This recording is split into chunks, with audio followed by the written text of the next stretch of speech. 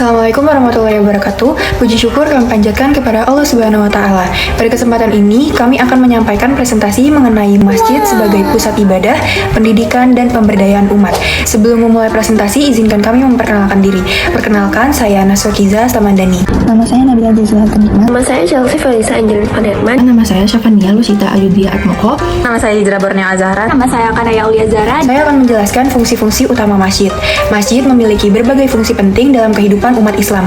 Fungsi utamanya adalah sebagai tempat ibadah, tempat umat melaksanakan sholat berjamaah, membaca Al-Quran, dan mengikuti kegiatan keagamaan lainnya.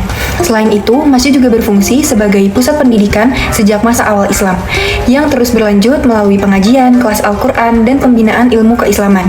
Masjid pun memiliki peran sosial menjadi tempat musyawarah, pelayanan masyarakat, serta pelaksanaan program seperti zakat, sedekah, dan santunan. Dari sisi ekonomi, masjid mengelola zakat, infak, sedekah, dan wakaf untuk membantu kesejahteraan umat dan mendorong program pemberdayaan.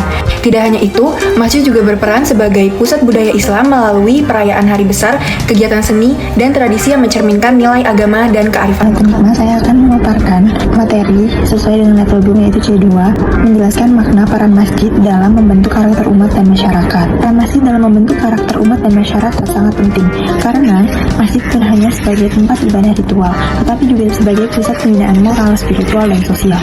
Melalui kegiatan ibadah seperti sholat berjamaah, kajian keislaman, dan pendidikan Al-Quran, masjid menanamkan nilai keimanan, ketakwaan, kedisiplinan, dan keikhlasan. Interaksi antar jamaah di masjid juga melatih sikap ukhuwah, toleransi, dan kepedulian sosial.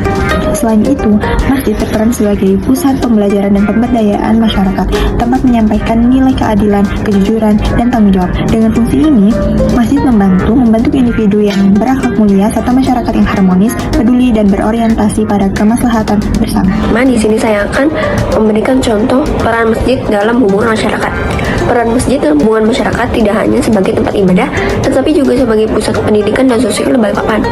Masjid At-Taqwa rutin mengadakan kajian keagamaan serta kegiatan sosial seperti pembagian sembako dan santunan untuk kaum duafa. Masjid Islamic Center Balikpapan berperan dalam memperdayakan umat melalui kelas tahfiz, seminar, dan pelatihan kewirausahaan. Sementara masjid kampus seperti menjadi tempat pembinaan mahasiswa melalui kegiatan mentoring, diskusi, dan pelatihan karakter.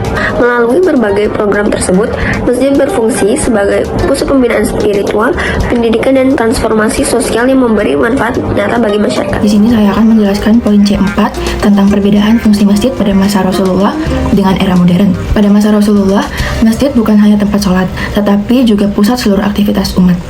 Masjid berfungsi sebagai tempat ibadah, pusat pemerintahan, pendidikan, musyawarah, pengadilan, hingga tempat mengatur strategi dakwah dan sosial. Semua kegiatan penting umat Islam berpusat di masjid karena menjadi jantung kehidupan masyarakat saat itu.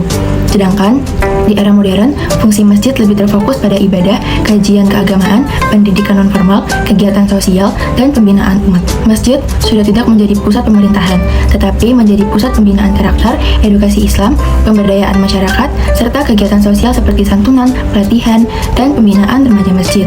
Intinya, dulu masjid adalah pusat segala aktivitas umat. Sekarang masjid tetap penting, tetapi lebih fokus pada pembinaan ibadah, pendidikan, dan sosial keumatan. Saya akan menjelaskan tentang usulan program baru untuk menjawab tantangan zaman itu tuh ada di materi 2.5. Materi ini membahas perlunya masjid menghadirkan program inovatif yang relevan dengan era digital, terutama untuk generasi muda.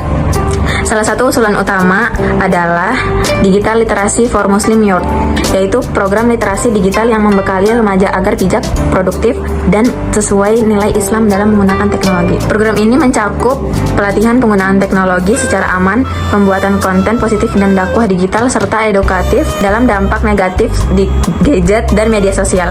Selain itu, dibentuk komunitas pemuda masjid digital untuk mengelola media sosial masjid dan mengembangkan dakwah online. Masjid juga diusulkan menyelenggarakan program ekonomi serta kelas wirausaha syariah dan pelatihan UMKM berbasis masjid guna meningkatkan kemandirian dan kesejahteraan ekonomi jamaah serta masyarakat sekitar. Di sini saya akan menjelaskan poin 2.6 tentang menilai efektivitas peran masjid saat ini. Masjid saat ini telah menjalankan peran utamanya dengan baik, khususnya dalam bidang ibadah dan pendidikan keagamaan. Kegiatannya seperti sholat berjamaah, kajian rutin, dan pembelajaran Al-Quran berjalan aktif dan menunjukkan bahwa fungsi spiritual masjid tetap kuat dan menjadi prioritas utama. Selain itu, masjid juga berperan dalam aspek sosial seperti penyaluran zakat, santunan, dan bakti sosial yang memberikan manfaat nyata bagi masyarakat.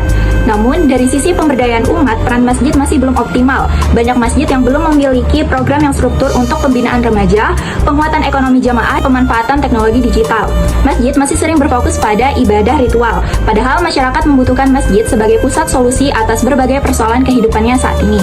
Permasalahan lain yang perlu diperhatikan adalah rendahnya partisipasi generasi muda. Sebagian remaja merasa kegiatan masjid ini masih kurang sesuai dengan kebutuhan dan minat mereka. Padahal, keterlibatan generasi muda sangat penting karena mereka merupakan penentu keberlanjutan fungsi dan peran masjid di masa depan.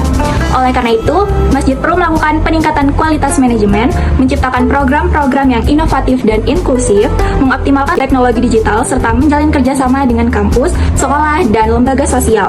Dengan upaya tersebut, masjid dapat berkembang menjadi pusat transformasi spiritual, sosial, dan pemberdayaan umat yang relevan dengan kebutuhan masyarakat modern. Sebagai penutup, masjid tidak hanya berfungsi sebagai tempat ibadah, tetapi juga sebagai pusat pembinaan dan pemberdayaan umat.